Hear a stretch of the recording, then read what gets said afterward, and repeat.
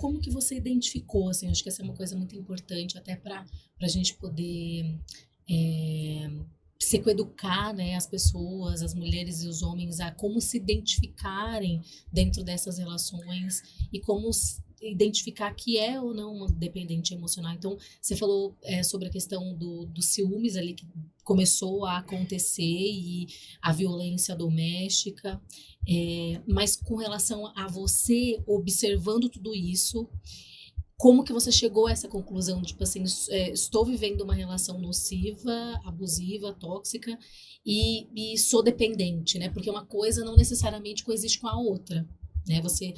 Nem toda pessoa que vive uma relação ou passa por uma situação de violência, de abuso, de toxicidade é dependente. O que vai diferenciar é se eu permaneço nessa relação. O permanecer nessa relação vai fazer com que realmente aquela pessoa ela de repente seja uma dependente emocional. Porque você pode passar por uma relação assim e falar, peraí, tem alguma coisa que de errado tá acontecendo e não é o que eu quero para mim, e não aceitar isso, né?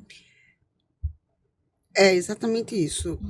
Não era o que eu queria para mim. Uhum. Não era aquele sonho Uhum. que eu queria para mim. Não era mais aquela harmonia que existia, que não existia mais, Sim. né? E que isso eu pensava muito que afetava os meus filhos. Uhum. Então, assim, foi mais pensando neles do que em mim. Entendi. Entendeu? Porque, assim, eu pensava em situações que eles presenciavam, o quanto aquilo ia afetar neles, até como eu disse.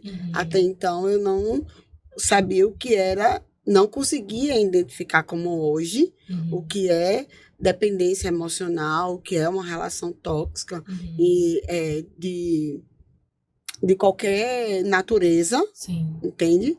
Então, assim, mas era só pensando no bem-estar deles. Né? Só que eu era dependente, tanto emocional como financeira. Sim. Né? E aí eu comecei a trabalhar e quando eu voltei para o mercado de trabalho, né? Fui ser funcionária pública, né? E aí foi quando eu dei o primeiro passo de coragem, porque até então eu não me imaginava sozinha com os três. Independente, eu não me imaginava como seria dali para frente, querendo ou não, ter a figura paterna, né, deles, Sim. como eles mesmos iam agir dali para frente, como eles iam se comportar e como se eu ia conseguir lidar com tudo. Mesmo já trabalhando, então, ou seja, não mais hipossuficiente, né, financeiramente dependente, Sim. Ainda assim você se via presa, talvez naquela sensação de que será que eu vou conseguir seguir em frente sem ele? Como eu vou conseguir? Isso. Como a sociedade ia ver, como a família ia ver, né? Sim. Já que uma vez tinha sido mãe solo. Sim. E eu me cobrava muito sobre isso, para toda a eternidade. Sim. Né? Feliz para sempre, até que a morte os separe. Isso. Né? Então, assim, nós éramos de uma religião, nós tínhamos uma religião, e então isso também pesava, né? Da cobrança de não ter a separação, mas chegou um ponto que, assim, não dava mais. Era insuportável, né? Não tinha mais condições, não tinha mais diálogo, não tinha mais, como eu digo, não tinha mais a harmonia que eu sempre queria para minha família. Sim. Entende? Então, assim, e como eu digo, não era sobre mim, era sobre os meus filhos. Naquele momento, até então, eu só vim aprender isso um pouco mais para frente, né? Muito mais para frente. Então, você saiu, Beta, desse relacionamento, assim, o que foi um impulso para você foi justamente esse instinto de proteção, né? Com relação aos seus filhos, de não querer que eles passassem mais por essa situação, né? Sim. E aí, a vida seguiu, os filhos começaram a crescer, ficar adultos, adolescentes, né? e a vida também seguiu para mim, Sim. né? Então aí, anos depois, né, eu tive outro relacionamento, né? Assim, eu achei o príncipe encantado, né? Era uma pessoa que eu já conhecia há muitos anos, né? E então a gente se reencontrou e a gente começou a namorar. E em seguida a gente foi morar junto. Aí já os filhos já não estavam mais comigo. Um já morava com o pai, a outra já morava sozinha, porque já estava de maior, né? Só uma ficou comigo, que ela sempre está comigo junto, sempre, né? Sempre digo que ela é minha casca de bala, né? A minha maior já estava de maior, trabalhando, seguindo a vida, ela queria, né? Sim. E aí, esse relacionamento, a princípio, era tudo que eu também imaginava, né? Uma segunda chance, a vida dá uma segunda. Sempre pensei, a vida agora, meus filhos já cresceram, então preciso seguir a vida também, né? E vamos lá, vamos.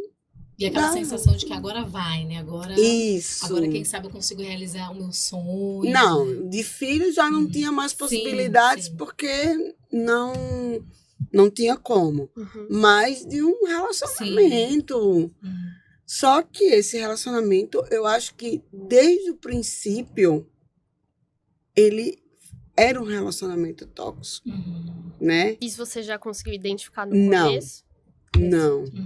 Hoje, pensando, olhando pra não. Trás, hoje, eu digo assim, na época não. Porque, mas eu acho, sim, por tudo que a gente compartilha no nosso grupo, né?